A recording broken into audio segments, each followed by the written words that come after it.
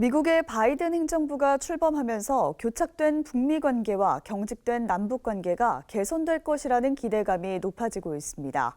기독교 단체들은 남북 관계 개선을 위해서는 무엇보다 남북 민간 교류의 자율성이 강화돼야 한다고 주장하고 있습니다. 보도에 최종호 기자입니다. 지난 2018년 평창 동계올림픽을 시작으로 4.17 판문점 선언, 9.19 평양 공동선언까지 3년 전 한반도엔 평화의 봄이 찾아왔습니다.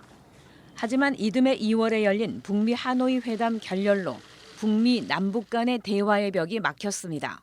지난해에는 북한이 대북 전단을 이유로 개성 남북 공동 연락사무소를 폭파하면서 민간 교류마저 단절되는 등 경직된 남북 관계가 계속되고 있습니다.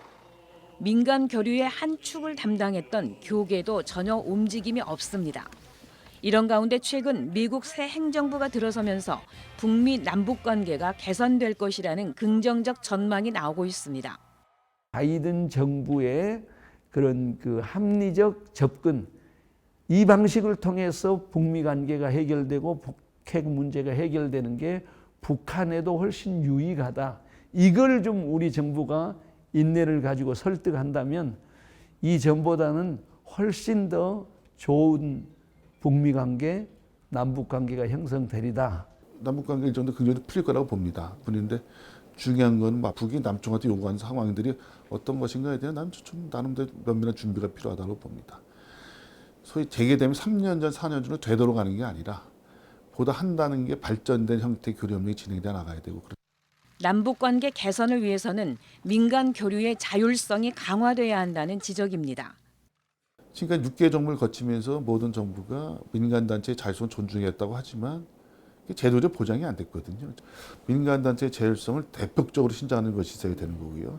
반대로 민간단체는 자기 책임성을 높여야 됩니다. 활발한 교류를 위해서는 5.24 대북 제재 조치를 해제해야 한다고 말합니다.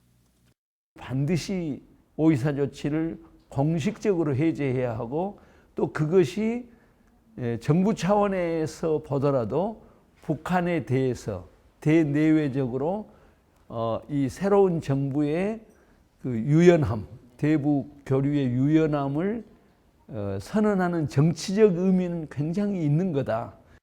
교계 관계자들은 남북의 민간 교류가 당국 간의 분위기에 영향을 받을 수밖에 없지만 갈등을 해소하기 위해서는 노력을 중단해서는 안 된다고 강조했습니다. 남북 당국 간의 교류가 재개되면 기독교계의 대북 인도적 지원과 인적 교류도 다시 이루어질 것으로 전망됩니다. CBS 뉴스 최종우입니다.